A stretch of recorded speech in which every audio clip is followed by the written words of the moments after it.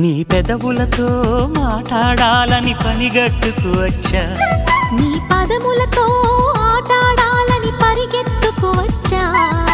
సరి సరి పద మరి తతపడి తదుపరి సబ్జెక్ట్ ఇది అని చర్చిద్దాం, అర్జెంటుగా కథ కదిలిద్దాం. కలిగే అవసరమేదైనా కలిసి తీర్చుకుందాం.